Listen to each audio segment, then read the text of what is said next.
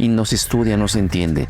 Hoy pareciera que Nuevo Niñez hablar de los incel. Sí, tenemos la responsabilidad de crear grupos que sean sanos, grupos que nos hagan sentir pertenecidos. Y también las depresiones hay que entender. La depresión hay que entenderla como un abandono también del Estado, porque no nos hemos aprendido a educar, no hay una educación emocional.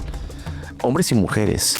Fue un programa que se desarrolló después de la pandemia, ¿no? Porque justo también la pandemia creo que fue determinante, aumentaron muchísimos los casos de ansiedad y depresión y que justamente, pues bueno, las estadísticas no mienten, ¿no? Porque el 80% de personas que mueren por suicidio son hombres. Porque hay muchísima más limitación para hablar temas de cualquier tipo emocional. Y no todos los hombres, primero los hombres no nos escuchamos, ¿no? En un principio. Y los hombres difícilmente sabemos pedir ayuda. Sí.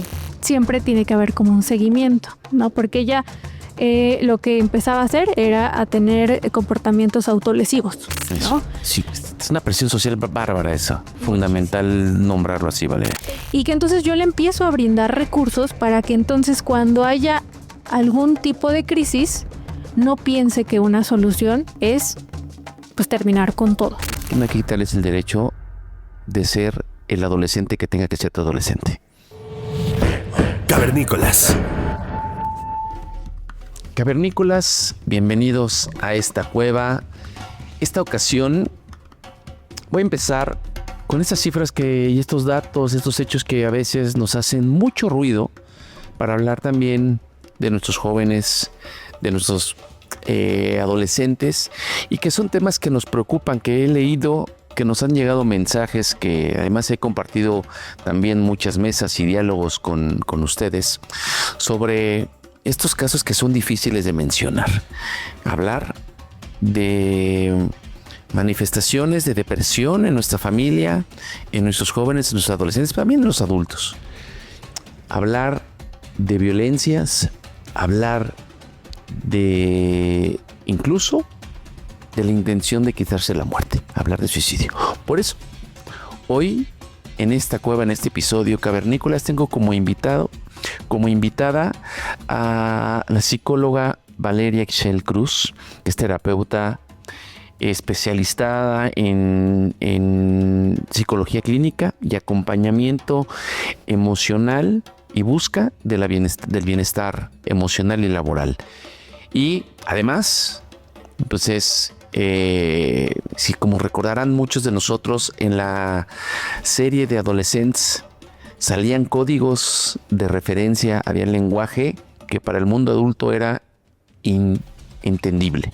Por eso también invitamos a la psicóloga Valeria, que es joven, que es parte de la generación, para que nos interprete también desde la parte como experta en atender la parte emocional y acompañar emocionalmente a nuestros jóvenes. También esta empatía, esta sensibilidad generacional que tenemos con la psicóloga Valeria Ixchel Cruz. Bienvenida a la cueva, Valeria. Muchas gracias por la invitación. Es muy emocionante pues estar aquí, poder compartir un tema que es sumamente sensible, importante, ¿no? Y que pues preferimos muchas veces no hablar, no tocar, pero pues de esa manera lo hemos invisibilizado muchas veces, ¿no? Entonces creo que es un buen momento, bueno, estamos en septiembre, ¿no? Creo que es un buen momento para abrir este tema, esta conversación. Sí, y además es un buen momento porque, siempre es un buen momento para hablar temas difíciles, yo diría, Valeria, ¿no? Hablar de depresión, hablar de violencias. Hace unos días en la Ciudad de México vivimos 2 casos en el mismo día. Y después vi otro caso en las noticias de violencia en instituciones educativas. Uno, el chico que asesina a un compañero y agrede a 2 personas más dentro de las instalaciones del CCH Vallejo. Y después, de manera simultánea, un chico que también es estudiante de la UNAM en las inmediaciones del Metro Copilco, o el Metro Copilco, no recuerdo muy bien, se quita la vida. Y 2 días después, en la FES Zacatlán, detienen a otra persona, otro estudiante, en un conato de bronca, con un arma pulso cortante. Está pasando, es una manifestación de que algo está pasando socialmente, Valeria. Claro, sí, alrededor en un promedio, pues se calcula que 24 personas mueren por esta causa, que es el suicidio. Entonces, ya es un problema no solamente social, es de salud pública, ¿no? Y que esa es la idea, ¿no? Que podamos abrir, pues, este tema no solamente de una forma individual, sino que podamos abarcar todas las vertientes posibles, ¿no? Me dabas un dato, una cifra, que decías tú, ahorita es una cifra de ¿cuántas? Todavía hasta el 2023 se registró como cifra oficial 8,856 casi 9,000 personas perdieron la vida, se quitaron la vida en 2024. 9,000 personas en este país, que es una cifra que además si lo descomponemos por género, claro, la cifra que es brutal, el 81%. El 81% en hombres. Hombres se da el comportamiento sociológico, hasta del trabajo social, de entendimiento de salud pública. Ahorita es que el 81% de las personas que se quitan la vida son hombres. Y son hombres mayores de 15 años y menores de 40 años, Así Valeria. Sí.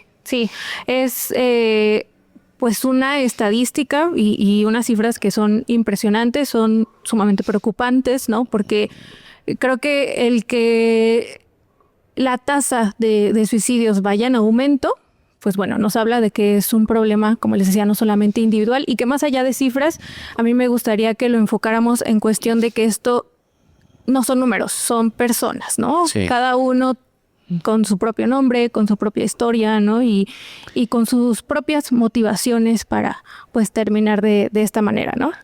Hablar de estas cifras de suicidios en México no es hablar de números, es hablar de historias, de personas, pero también de familias. Así es, sí, porque poco se habla también de los sobrevivientes, ¿no? Es como se les conoce a las familias, familias, amigos, parejas, ¿no? Que pierden a alguien por este motivo y que de hecho eso ya se vuelve un factor de riesgo, ¿no? Porque el que haya una pérdida de este tipo muy probablemente va a terminar en un duelo muy difícil.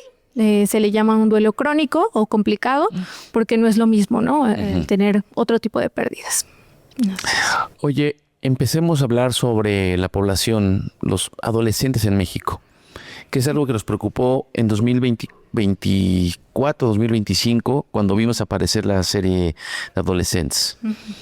¿No? Que si bien no era un suicidio, es hablar de violencias, pero es hablar de un dolor que tienen también los adolescentes, como este abandono social, como esta no comunicación, y se manifestaban muchas condiciones como la ansiedad, como las depresiones, y después aparece esta figura que todavía yo la siento mucho más como desde estas modas terminológicas, mercadotécnicas, y ya está construyéndose también un poco sociológicamente. Afortunadamente ya le estamos estudiando más a ellos, que es los incels, ¿no? Sí. Que ahí aparece el término y ahora, a mí yo lo decía hace tiempo, me choca que de repente se ponen de moda términos como ninis y todo lo estigmatizamos que es nini. Claro. Y no se estudia, no se entiende.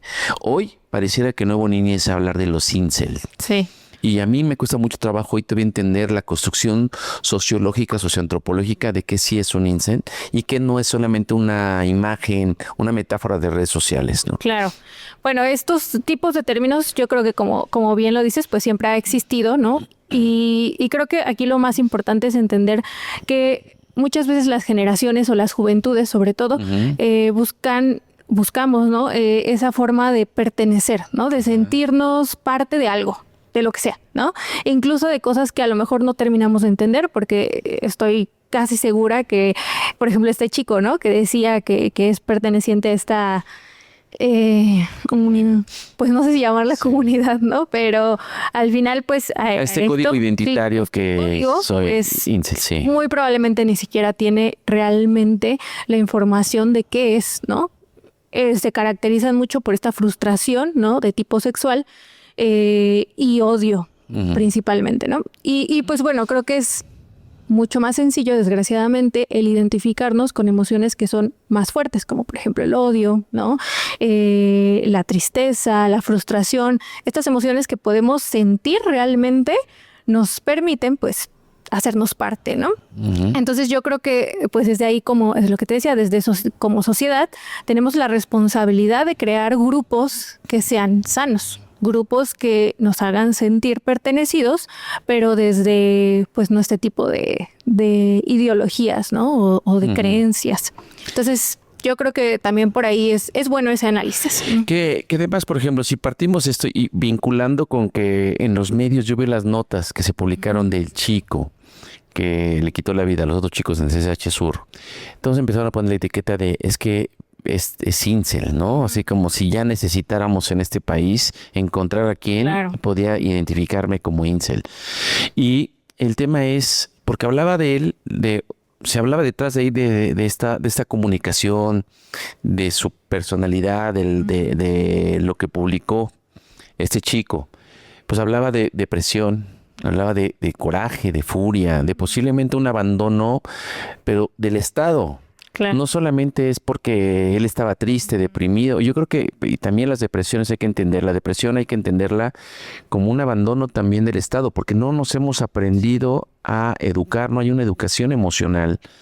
Hombres y mujeres, ¿no? No hay una generación que se esté educando emocionalmente, y más con lo que tenemos hoy en la influencia en las redes sociales, influencia en los dispositivos, o sea, el contenido que hoy tenemos, estamos consumiendo. Y estas generaciones, Valeria, pues yo creo que es una generación nueva que vive con más ansiedad que la que vivíamos nosotros. O sea, de querer ser, pertenecer, tener, parecer. Yo digo, no mames, es demasiado para los niños y para los adolescentes. Y no estamos haciendo algo para intervenirlo y para detectar que pueden ser manifestaciones que pueden venir en crecimiento. Sí. ¿No? Esta frustración de, oye, yo no te gusto a ti o tú no me gustas a mí. Y es un tema de, bueno, pues así es, lo puedes pasar un trago amargo, pues me dijeron que no. Manejo mi frustración, manejo el rechazo, la frustración, entiendo si soy yo, si es mi peinado, mi look, si es mi higiene. Son muchos factores para gustarle a alguien y para empatar con alguien. Y a veces a alguien le puede gustar que seas como seas y aprende a encontrar esos, ¿no? Que ahí encuentro como estos dolores, estos vacíos en la frustración del rechazo. Claro, sí, eso es sumamente importante porque pues es algo a lo que no estamos acostumbrados a hablar, pero tampoco a identificar, ¿no? O sea, si nosotros vemos este tipo de situaciones o comportamientos en alguien, ¿qué es lo que automáticamente hacemos, no? Pues aislarlo, ¿no? Decir, pues es como que raro, ¿no? O sea, porque sus compañeros lo describían así, ¿no? Pues es raro, ¿no? Sí. Pero muy probablemente él mostró algunas evidencias, ¿no? Incluso, por ejemplo, de agresividad, ¿no? Y eso fue algo que nunca se tomó en serio, ¿no? Y llegó pues a tal punto. También, como es algo que apenas se está estudiando, ¿no? En este caso, creo que es muy bueno. ¿Por qué? Porque pues nos permite darnos cuenta que cada caso es sumamente específico y complejo, ¿no? Él, hasta donde salieron como las últimas notas, hablaba de su contexto familiar, de justo de abandono, ¿no? De que no hay, creo que no tenía sus dos personas o fuentes, ¿no? Como de apoyo. Su hermana creo que tenía ya un intento justo de suicidio. Su papá creo que tenía un trastorno de bipolaridad. Entonces, pues hay un contexto, ¿no? Que no siempre es determinante, por supuesto, pero que justo están todos los demás sistemas que nos podrían ayudar a identificar. Tal vez su familia no es funcional, ¿no? Pero en la escuela pudo haber algo que algún maestro, que algún compañero identificó y se pudo haber prevenido. Pero, pues desgraciadamente es algo que se vuelve, pues, complejo porque todos nos involucramos en eso, ¿no? No es solamente algo personal, ¿no? Algo aislado. Tú que estuviste trabajando, colaborando con el Instituto Mexicano de la Juventud, es un espacio donde ves cómo las juventudes, eso es como un espacio que yo recuerdo que desde mucho tiempo atrás a mí me gustaba mucho el espacio porque habían accesibilidades a los jóvenes, ¿no? Sí. Me acuerdo haber ido a un evento por Tepoztlán, por Camomila, que organizó el Instituto Mexicano de la Juventud hace, no sé, 20 años. Y la gente, había un instituto, un centro de estudios de la juventud muy bien liderado por ¿cómo se llamaba? Quien lideraba el Instituto de Estudios de la Juventud. Y bueno, yo en algún momento era juvenólogo como ellos, ¿no? Y era prestarle mucha atención, recursos a estudiar a la juventud, a entenderla. Pérez Islas se llamaba el director, Pérez Islas, y había una serie de publicaciones, libros que eran extraordinarios porque se les daba tiempo para entendernos como jóvenes. Claro. Se perdió ese serial. Yo creo que hoy ya no se publican esos libros o estas tendencias que había en México y en el mundo. Y México era parte de la vanguardia de entender a los jóvenes. Pero tú estuviste ahí en el Instituto del Mexicano de la Juventud, atendiendo a las juventudes, a esas necesidades. ¿Qué encontraste entre las necesidades que más solicitaban apoyos? Fue un programa que se desarrolló después de la pandemia, ¿no? Porque justo también la pandemia creo que fue determinante, aumentaron muchísimos los casos de ansiedad y depresión. Y pues bueno, este programa se hizo de forma virtual, fue como por medio, en este caso, por ejemplo, de Facebook y WhatsApp. Y entonces pues ellos tenían que mandar solamente, creo que era la palabra contacto, y ya pues alguien te empezaba como a guiar, ¿no? Aunque es una intervención de primer nivel, que solamente es como para sondear y ver qué tanto, lo que buscábamos era identificar cuál era el problema, buscar posibles soluciones, y pues bueno, canalizarlo en dado caso de que pues no hubiera, tenemos que identificar, por ejemplo, sus redes de apoyo, ¿no? Si en casa estaba seguro, si a lo mejor había algunos amigos, familiares, personas a lo mejor de su trabajo, algo, ¿no? Donde él pudiera pues hablar, ¿no? Esta situación que estaba atravesando. Y pues bueno, la búsqueda de soluciones. Sí había momentos donde pues bueno, nos apoyábamos, me parece que con la línea de la vida, y pues los canalizábamos cuando ya las cosas se salían un poquito pues de nuestras manos, porque pues la atención solamente era por mensaje. No podíamos acceder a llamadas ni nada. Aún estaba limitado. Sí, era un tanto limitado. Pero atendías depresión y suicidio. Sí, principalmente era depresión. Y ahí identificamos mucho el hecho de que justo las juventudes buscan espacios para poder hablar.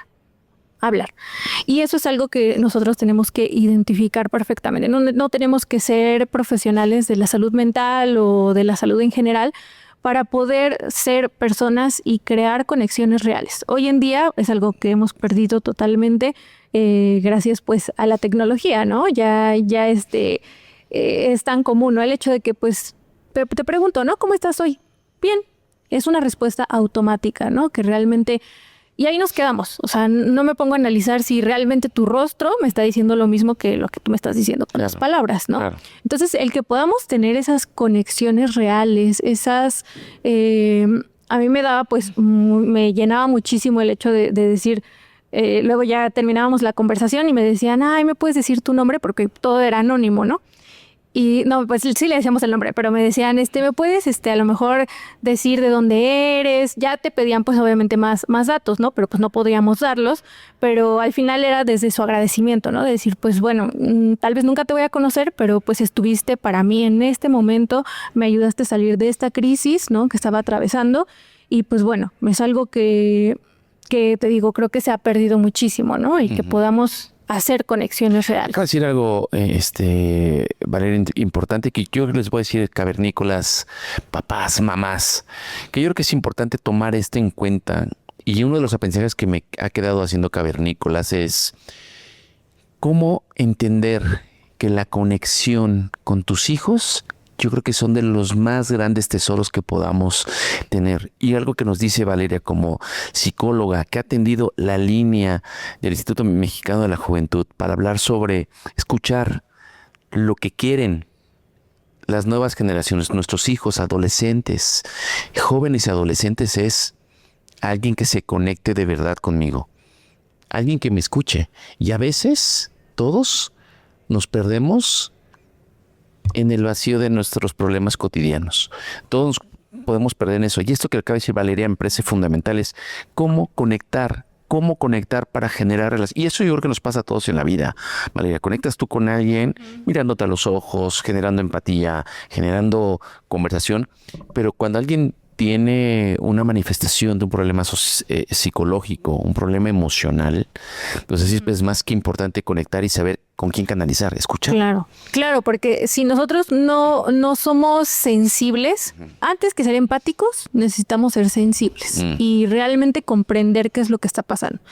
Si yo me digo amiga, ¿no? de diferentes personas, si yo pues tengo una relación con mi familia, con personas de mi trabajo, pero siempre todo es de manera muy superficial, o con mis hijos, ¿no? Por ejemplo, ¿tú crees que voy a identificar factores de riesgo?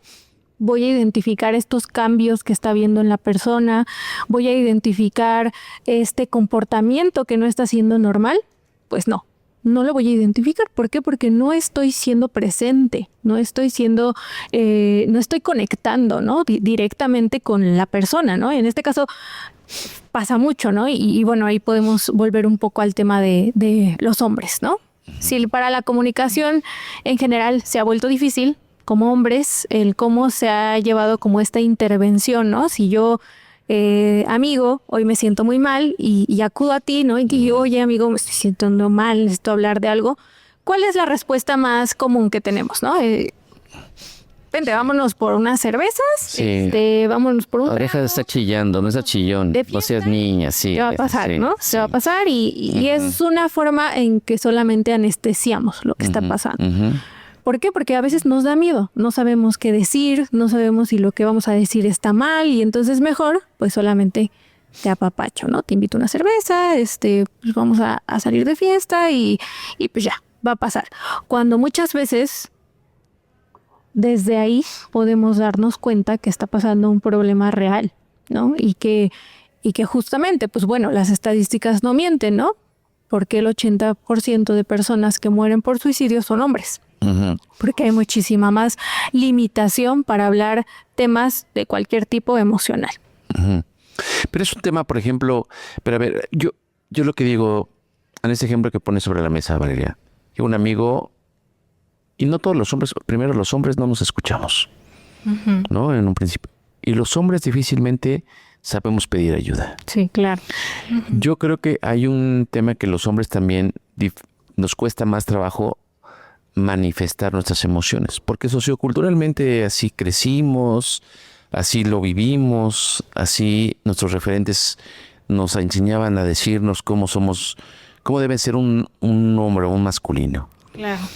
Pero de repente yo como un masculino común, llego con mi compa y le digo, me siento mal, o sea, tengo algo que no me incomoda, me acuesto. Yo recuerdo un momento de crisis personal en la prepa, en el CCH, y me encontré casualmente a uno de mis mejores amigos, y él vivía un problema también que nos dolía en ese mismo momento y era familiar. Nunca habíamos hablado de nada familiar. Y nos fuimos a tomar cerveza. Nos fuimos a emborrachar. Y ahí nos entendimos. Ahí nos hicimos más amigos. Pero yo me espejé con mi amigo. Y él se espejeó conmigo. Y ahí nos abrazamos sin abrazarnos. Nos acompañamos, empatizamos. Pero nunca ni supe decirle con claridad que me dolía. Los dos hablamos del tema. Los dos nos sorprendimos de los temas que nos dolía en ese momento. Pero nuestra fuga fue emborracharnos. No tenía herramientas para hacer algo más con mi compa o que él hiciera algo conmigo, ¿no? Pero eso creo que es una manera también de canalizarlo. O sea, hoy está mal porque no tengo más herramientas, pero no está mal porque es el único recurso que tengo. Entonces, pensando en una situación como esa en las que tú describes, a ti te buscaba alguien de manera anónima. Le serviste, le ayudaste. Pero es que decirle, si tienes enfrente a alguien o para un papá o una mamá que tenga sus hijos adolescentes o en alguna etapa de su juventud, ¿qué les dirías? ¿Qué hay que hacer si ves que alguien, con un sobrino, con un primo, que alguien tiene alguna manifestación de depresión, de violencia, de frustración de tipo social o personal o de resentimientos? ¿Qué les dirías? Claro. Como elemento para detectar y para canalizar o para ayudar a hacer esta primera ayuda, este primer apoyo. Sí, justo. Eso es primero que podamos identificar hasta dónde puede ser mi apoyo, ¿no? Hacia una persona, hasta dónde yo puedo hacerlo, ¿no? Y otro de los mitos muy comunes es que si lo hablo, pues lo voy a provocar, ¿no? Si yo hablo directamente de suicidio, pues le voy a hacer que como que algo despierte, ¿no? En esa persona. Eso es, al final es un mito. Es mejor enfrentar la situación y realmente decir, bueno, mira, yo estoy notando algo diferente en ti, ¿no? Te veo más irritable, de pronto a lo mejor, ¿no? Si ya hablando de un tema de trabajo, de escuela, ¿no? Tu rendimiento está bajando considerablemente de forma general, ¿no? Todo lo que yo identifique como factores de riesgo, decírselo. Y si ya hay un antecedente, que eso hace que las posibilidades avancen, ¿no? Si ya hay un antecedente que ya sabemos o que por alguna situación nos contó, con mayor razón, ¿no? Estás pensando en hacerte daño de algún tipo, ¿no? Estás pensando o dime qué es lo que estás sintiendo, qué es lo que estás atravesando, ¿no? Primero, pues escuchar, ¿no? Identificar, siempre hay frases que a veces solemos minimizar. ¿Por qué? Porque lo decimos en tono de burla, ¿no? O en tono sarcástico, ¿no? Como de, ay, ya no quisiera estar aquí, pues ojalá ya no despierte mañana, ¿no? Al final, todo eso son foquitos importantes que no podemos minimizar. En este tipo de temas es mejor ser exagerados a ser pues tibios, ¿no? Y decir, no pasa nada, lo está diciendo jugando. No, es mejor decirlo de frente y decir, estás pensando en esto y pues bueno, canalizarlo, ¿no? Algo muy importante es que a veces no sabemos qué decir, ¿no? Eso es totalmente normal, pero es mejor preguntar, ¿qué puedo hacer por ti? ¿Qué necesitas? ¿Cómo puedo yo ayudarte? ¿No? Tal vez no yo te voy a solucionar lo que está sucediendo, pero sí puedo buscar herramientas o otras personas profesionales que puedan brindarte la ayuda que tú necesitas. Pero a ver, pienso en esto. Yo me encuentro un sobrino, una sobrina, o detecto un amigo, una amiga, un compañero de la escuela de mis hijos o de mis hijas, que hay algo que intuyes que puede ser un patrón de comportamiento, pues, anómalo, ¿no? Con alguna manifestación. No fácilmente me voy a sentar contigo y te voy a decir, vale, te veo, hoy más rara que antes, ¿no? O sea, no es fácil hablar. Es más, es que, ¿cómo podemos romper esta inercia? Porque a lo mejor también es una manifestación de quiero que me escuchen, quiero que alguien me vea. Sí, por supuesto. Y detectarlo y decirlo, o buscar a los padres, o en él, es provocar algo. O sea, lo que tú dices, provocar que se empiece a ver la verbalización. Claro, sí. Y que empiece a ver que es válido lo que está pasando, ¿no? Y al final, si alguien de los que nos está escuchando está sintiendo algo de ese tipo, pues también que sepa que no está solo y que no es totalmente su culpa, ¿no? Como lo habríamos en un comienzo, no es solamente su culpa sentirse así, ¿no? Hay muchos factores económicos, sociales, familiares, educativos, ¿no? Que están influyendo en cómo los jóvenes se están sintiendo y lo que están atravesando, ¿no? Pero ahí siempre es bueno poner en balanza, ¿no? Y decir, bueno, si es un menor de edad, ¿no? Y yo noto estos comportamientos, y si sé que probablemente se puede enojar conmigo si yo voy y les digo a los papás, ¿no? Pero es lo que te digo, es mejor poner en balanza. ¿Qué prefiero? ¿Que se moleste conmigo en un primer momento o que pues esto avance, ¿no? Y llegue a algo que pues ya no pueda ser reparable. Entonces, lo vuelvo a decir, en este tema siempre es mejor exagerar, ¿no? Ser extremadamente observador, ¿no? Sobre los comportamientos, sobre las frases, sobre los juegos, ¿no? Porque pues al final no son normales. No podemos seguirlos normalizando, de hecho. Sí. Poner atención en las frases, los juegos y el comportamiento. Sí, los cambios de comportamiento son importantes y que pues obviamente hay factores de riesgo, ¿no? Por ejemplo, uno muy común es la depresión, ¿no? Pero no... de forma obligatoria tiene que estar ligada. Es decir, no todas las personas con depresión tienen pensamientos suicidas o intentos suicidas, ni todos los que tuvieron ya intentos suicidas tienen depresión. No necesariamente. Lo mismo es con otros tipos de factores de riesgo, ¿no? Otros muy importantes, sobre todo en hombres, sí es el alcohol, ¿no? El alcoholismo sí es un determinante que pues lo único que hace es que potencia, ¿no? En un primer momento, ahorita lo platicábamos, pues bueno, nos puede ayudar a desahogarnos, pero es una anestesia. Sí. Anestesia que es temporal y que si ya se vuelve algo frecuente, pues bueno, va a hacer que eso detone en algo pues mayor, ¿no? Que ya no solamente me va a permitir desahogarme. No, detrás de entiendo hasta donde yo sé que no soy experto en entender las emociones de las personas, ¿no? O el atender como en terapia. Pero lo que entiendo es, detrás de un comportamiento como la violencia, el del aislamiento, el del alcoholismo, pues hay una es una manifestación de algo que está detrás. Sí, claro. Hay un dolor, hay una herida, hay algo que no está siendo atendida. Claro, eso es sumamente importante, ¿no? Porque el tema del suicidio, pues a veces pensamos que es porque lo quieren hacer y ya, ¿no? O incluso hubo un tiempo en el que se decía pues, que era por moda, ¿no? O esta parte romántica, ¿no? Uh-huh. Y en realidad no es así, ¿no? Las personas que tienen en el pensamiento esta ideación es un dolor de tipo psicológico que es percibido por la persona insoportable y sin solución. Eso es lo principal. Las personas no quieren morir, ¿no? Básicamente lo que quieren es deshacerse de eso que están sintiendo, dejar de sentir dolor y al final, desde el plano, digamos, como cognitivo, pues pensamos o se piensa que no hay solución. Uh-huh. Y como no hay solución, pues bueno, opto por esto, ¿no? Uh-huh. Que al final va a terminar pues con todo, ¿no? Uh-huh. Sin embargo, pues yo creo que ahí es importante, como lo hablábamos, desde la casa, ¿no? El que nosotros podamos enseñar formas de afrontamiento que sean seguras. Uh-huh. Desde niños. Desde niños empezamos a ver que hay chicos que les es más difícil tolerar la frustración, ¿no? Que de pronto son muy intolerantes, lloran mucho, ¿no? Y hacen berrinches, ¿no? Bueno, ahí no podemos solamente catalogarlos y decir, ay, es que es así, ¿no? A diferencia de su hermano, ¿no? Su hermano es mucho más tranquilo y demás. No.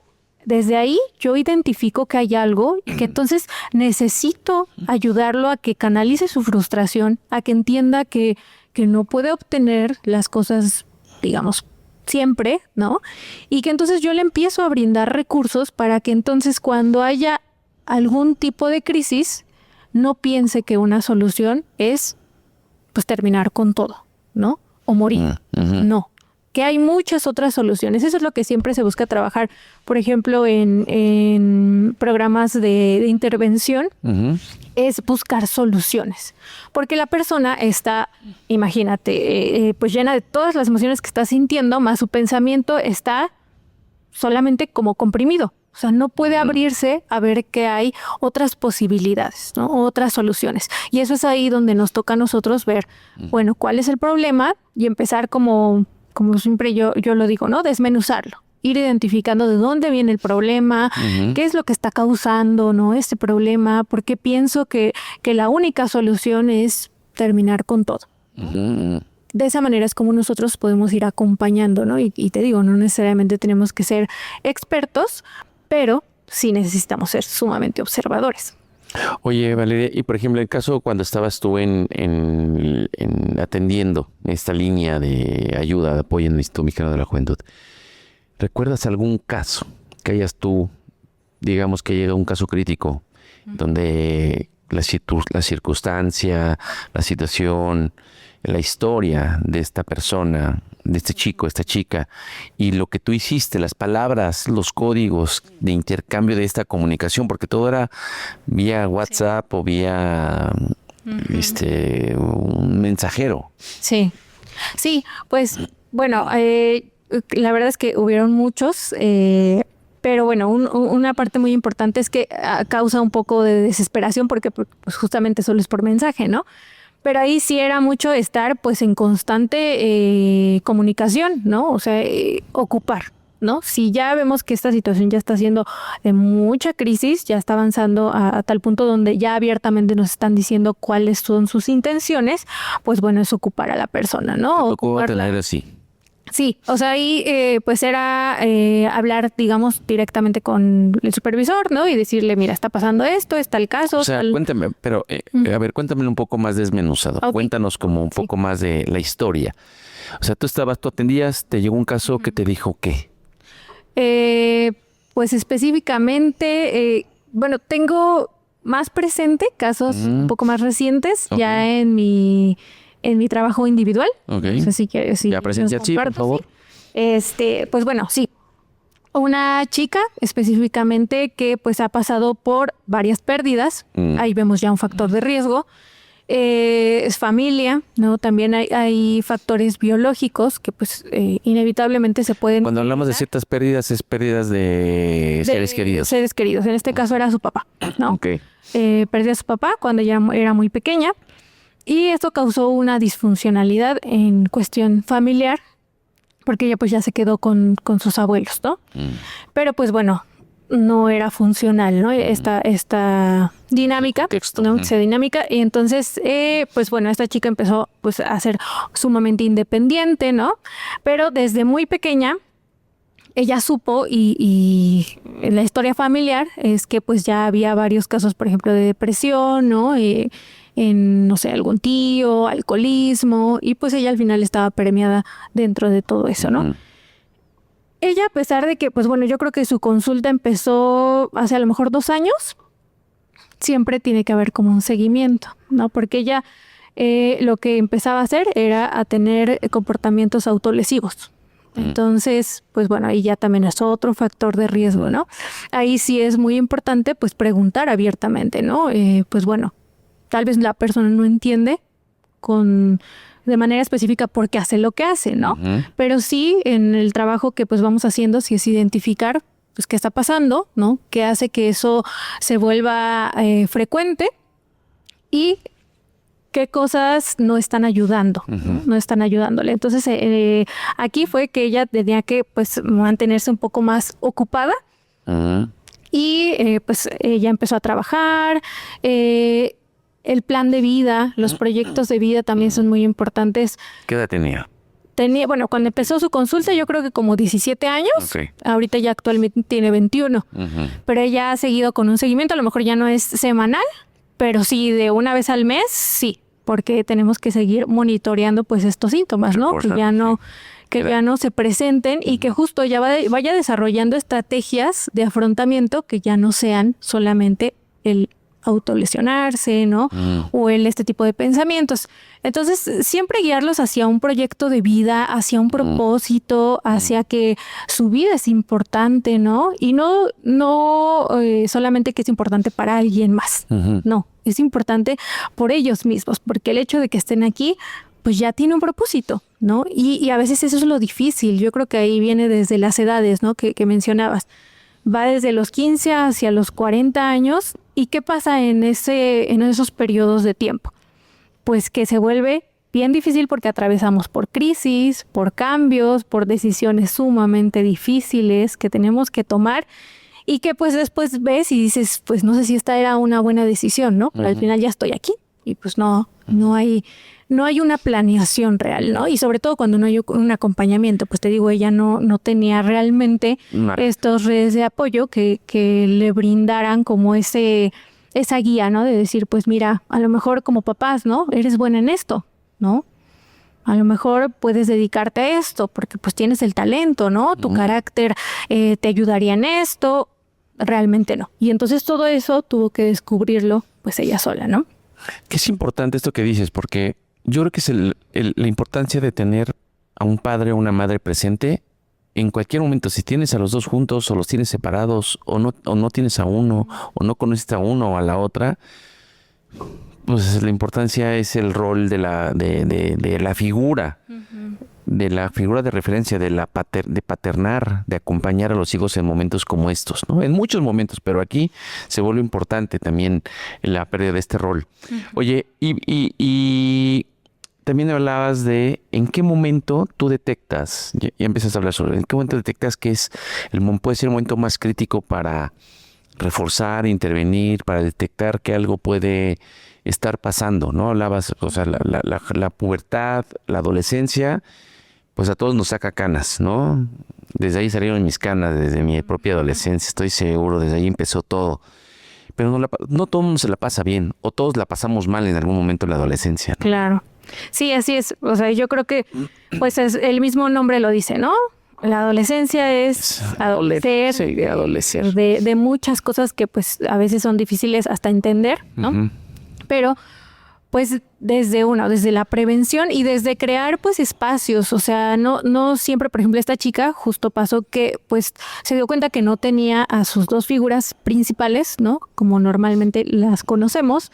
Sin embargo, tuvo el apoyo, hasta ahorita lo tiene, de sus abuelos, ¿no? Y entonces sus abuelos pues al final, como han podido, le han ayudado y han estado ahí para ella, ¿no? Entonces, pero también, pues bueno, ya justo en el crecimiento nos vamos dando cuenta que ya tomamos decisiones de las personas que elegimos, ¿no?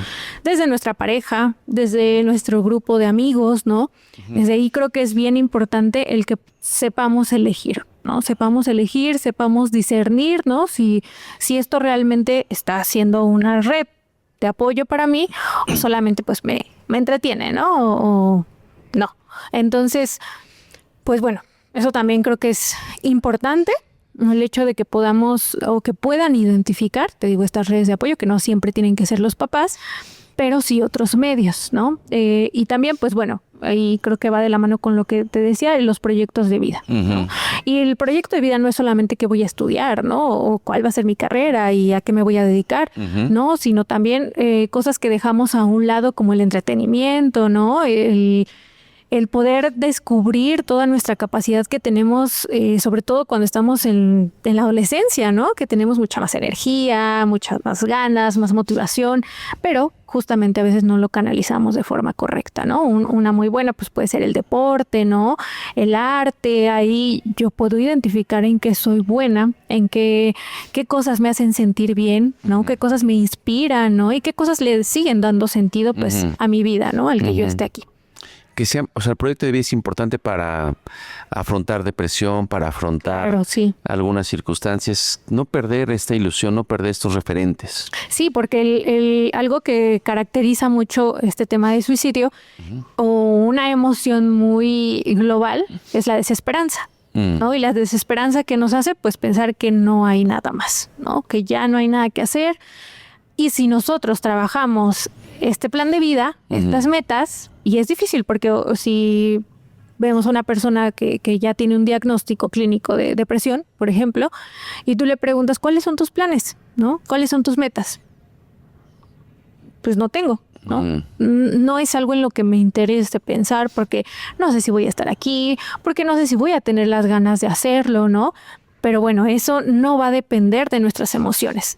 La salud emocional no es solamente nuestras emociones, ¿no? Sí. Va mucho más allá. Nuestras acciones, nuestros pensamientos, nuestras metas, ¿no? Y entonces es guiar hacia ese punto donde hay muchísimo que espera por delante. Mucho. Aunque en este momento no lo veamos, hay mucho porque tenemos la capacidad, la fuerza y el talento, ¿no? Yo creo que pues todos tenemos un propósito muy especial en este mundo, el por qué estamos aquí. Y a veces lo difícil es descubrirlo, pero es un proceso. Y no es solamente un sentido o un propósito. Pueden ser miles de propósitos. Oye, por ejemplo, la atención a las juventudes que has tenido tú. Por ejemplo, ¿hay algo que tú digas, yo creo que esto lo caché porque también soy joven?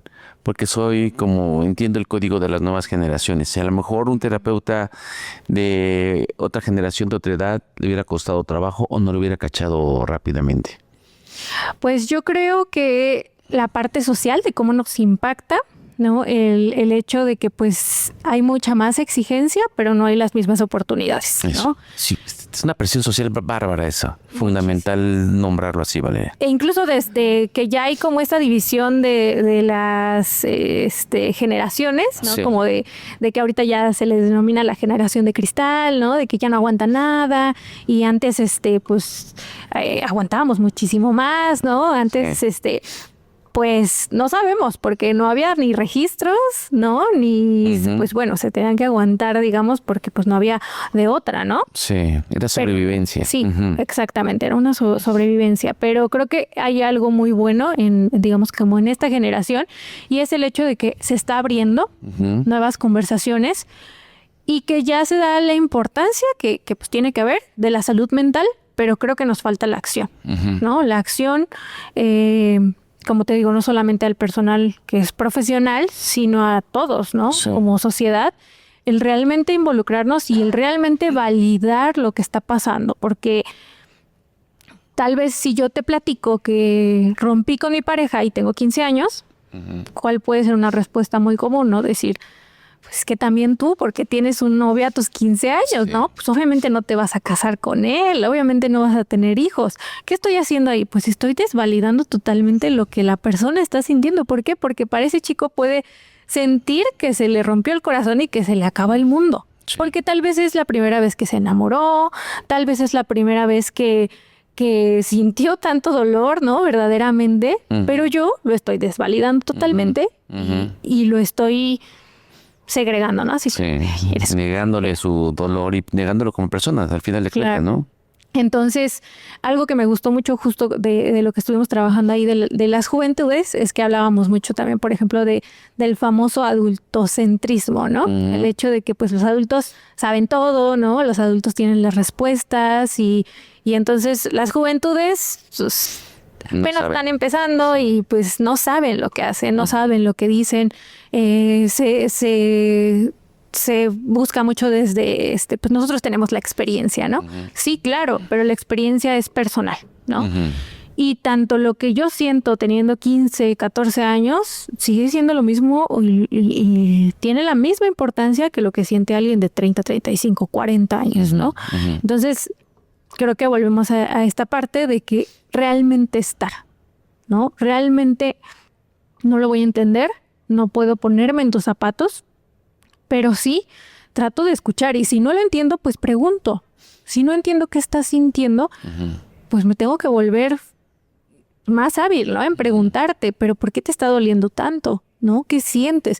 ¿Qué piensas? ¿Cuál crees que es la solución? No solamente que venga alguien y me cuente y yo solamente pues, decir, ¿no? Emitir un juicio. No. O sea, es validar, ¿no? Entonces yo creo que eso es algo que aprendí mucho y que creo que pues es muy valioso, ¿no? El que podamos no hacer como esa separación. Y es importante porque, o sea, hace poco tengo un caso muy cercano de alguien que trabaja conmigo que me platicó sobre su hija que no quiere estudiar, de 15 años. Y es alguien que le cuesta mucho trabajo mantener a su familia, mamá soltera, etcétera. Su hija más pequeña le compró el uniforme y no quiso entrar a segundo de secundaria. Y le cambió de escuela, le pudo complacer lo que quiso la niña y ya no quiso ir porque rompió con el noviecillo de ese momento. Y no quiso ir a otra escuela porque había roto con el novio que estaba en esa escuela. O sea, a mí me sonaba como a un tema pues pareciera que está avergonzada la niña. Y la mamá estaba sin comprenderlo, pero el tema es... También es difícil entrarle como papás en ese momento. Yo lo que veía de esta persona, que le costaba, me lo contaba y me lo contaba durante 3 semanas, me lo contó mucho. Yo le preguntaba cosas, ¿no? Y yo iba viendo, pero ella me lo contaba como, y yo sentía que no le quería entrar al tema, ¿no? De algo está pasando. Y le decía, pero ¿cómo que por qué ese noviecito? La razón de que el novio no y el novio y el otro exnovio tampoco. Y dijo la niña, pues ya no quiero estudiar, ¿no? Pues el dolor era todavía más y la preocupación de esta persona es mayor. Y yo te lo digo, es viendo cómo no le quiere entrar, le cuesta trabajo al adulto, no entiende por qué ella le da todo y la hija no la agarra. O sea, todas esas circunstancias del mundo adulto, que es pues al final de cuentas el mundo que te va a decir, dale, no importa que sea el niño, o vete a la escuela más lejana donde no tengas ningún novio, no tengas, o sea, lo que sea que te digan, que te acompañe mejor, Valeria. Pero es difícil, o sea, es difícil que el adulto le entienda, que entienda esto que tú me estás diciendo. Bueno, tú eres una profesional de la salud emocional y mental, pero también es un tema donde, ¿qué le decimos a los papás que no son expertos y que pueden estar estas circunstancias, cruzando esta u otras circunstancias, o un tema de adicciones de los chicos, ya sea a dispositivos, a una sustancia, o los amigos, o los referentes de... por pertenecer, quiere estos amigos que yo sé que son nocivos. Al final de cuentas, los papás vivimos circunstancias de dolor por lo difícil que puedes ver que el problema, como construyes el dolor de lo difícil que puede tener tu hijo enfrente. Puede ser grande o chico, pero yo veo a esta conocida como imposibilitada. Casi me lo contaba para que yo le dijera qué hacer y pues no puedo hacer eso yo, ¿no? O sea, es un tema ético también de no, pues me estoy en esto, en cavernícola, pero yo no soy ni el super papá ni el experto para hacer recetas. Ujú. Sí, pues yo creo que es bien complicado, ¿no? Porque también, te digo, hay muchos hitos muy importantes en el desarrollo, ¿no? A veces choca mucho el hecho de que estoy en la adolescencia, o bueno, mi hijo está en la adolescencia, pero yo también estoy atravesando tal vez la menopausia, ¿no? La andropausia, y imagínate todo ese choque, ¿no? Y en general creo que pasa mucho el hecho de que hay una rivalidad. O sea, es una rivalidad abierta, ¿no? De que si yo te estoy diciendo que no hagas esto, parece que le digo que lo haga, ¿no? Entonces, desde ahí, pues bueno, apenas tuve una experiencia con una paciente que me platicaba, ¿no? Me platicaba con respecto de sus hijas. Tiene 2 hijas adolescentes. Y ella está pues atravesando un proceso médico, digamos. Y me decía, dice, pues, o sea, yo tuve una experiencia mala, digamos, porque pues mi hija tomó una decisión, pues incorrecta, ¿no? Pero yo no supe qué hacer en ese momento, ¿no? Porque al final yo le decía, no lo hagas, y al final lo terminó haciendo. Y entonces ella reconoció y dijo, yo tengo cierto alcance, porque soy su mamá, tengo autoridad, eso es bien importante, jamás perder esa autoridad, no ser autoritario, ¿no? Pero sí el que a veces se cae mucho entre que, pues bueno, soy un papá buena onda, pero he quitado mi autoridad, ¿no? Con mis hijos, y mis hijos les caigo muy bien, pero no me respetan. Entonces hay que tener pues ese equilibrio, ¿no? Les decía, una autoridad respetuosa, ¿no? Y también pues el poder tener una comunicación abierta. Entonces lo que hizo esta mamá, a mí me pareció muy bien, porque dijo, pues yo ya no puedo, yo ya no sé qué hacer con ella, ¿no? Y le consiguió una terapeuta. Le consiguió otra terapeuta y pues la llevaba cada semana con su terapeuta. Y yo creo la chica lleva como tal vez unos 3 meses y me dice, o sea, yo no puedo creer cómo muchas cosas que yo le dije, nunca me hizo caso. Pero vino alguien externo y se lo dijo. Y le cayó, o sea, le cayó muy bien a esta chica, ¿no? Y dice, ha cambiado mucho en sus comportamientos, o sea, realmente tenemos una mejor relación, ¿no? Entonces, creo que el saber reconocer, que a veces nos es difícil, no solamente adultos, yo creo que a todos nos es difícil reconocer que esto se está saliendo de mis manos y que necesito el apoyo de alguien más.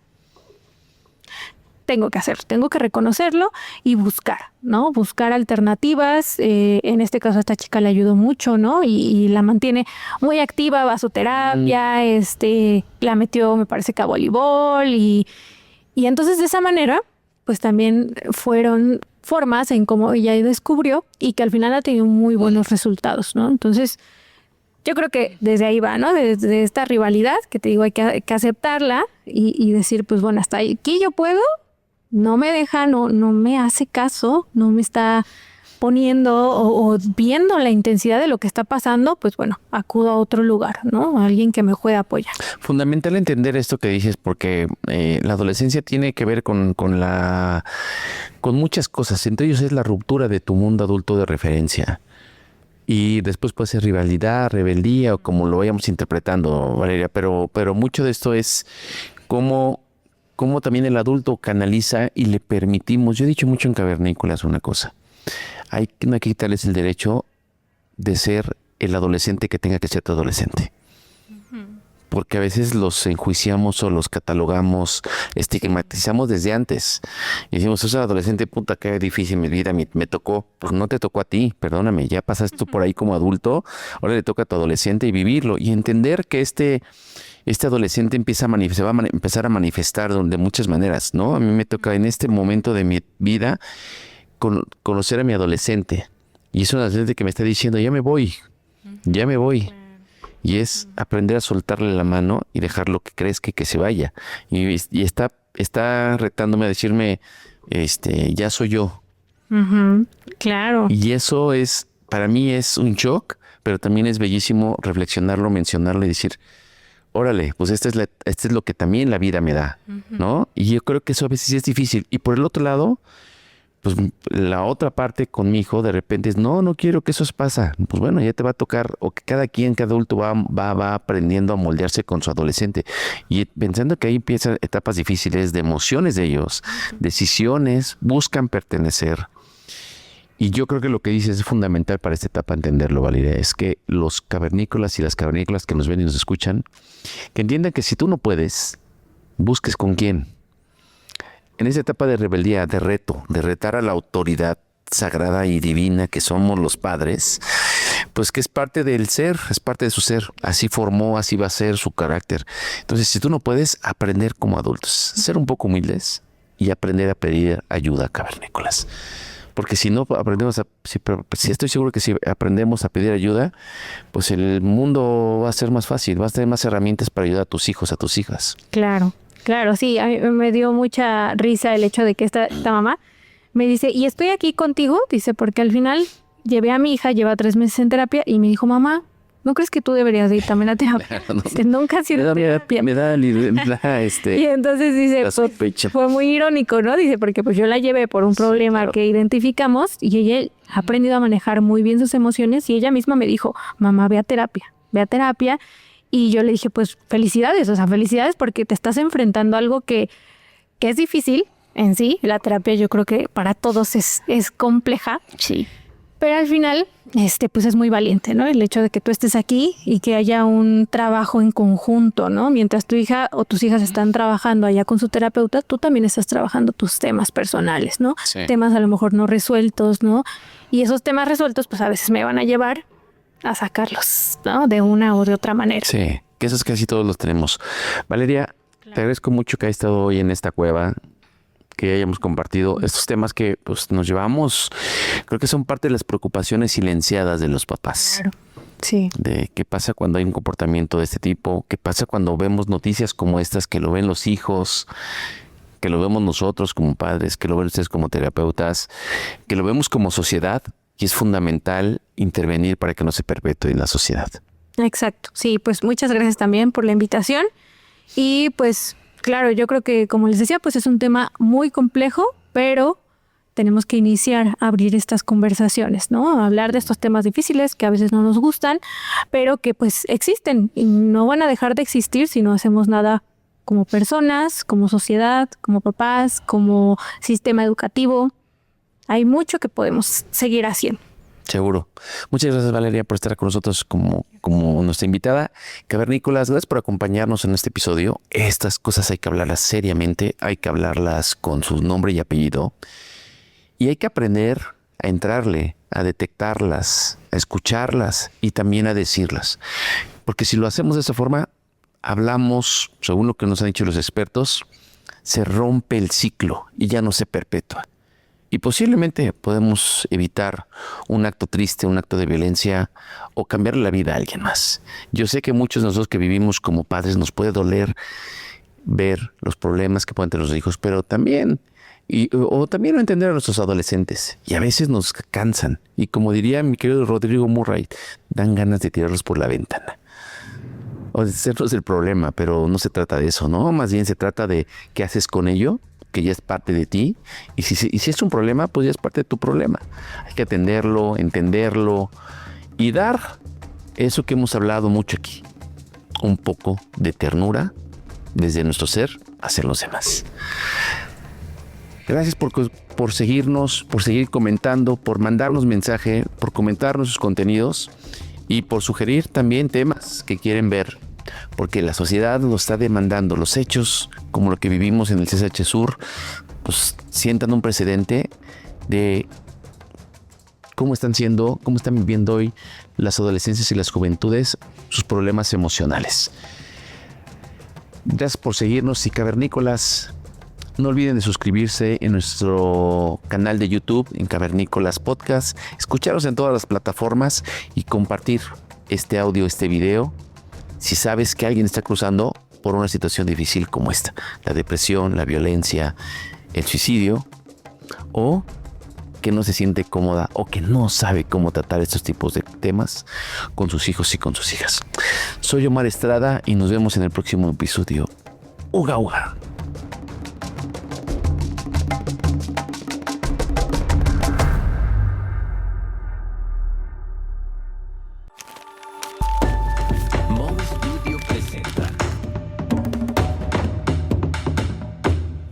lugar.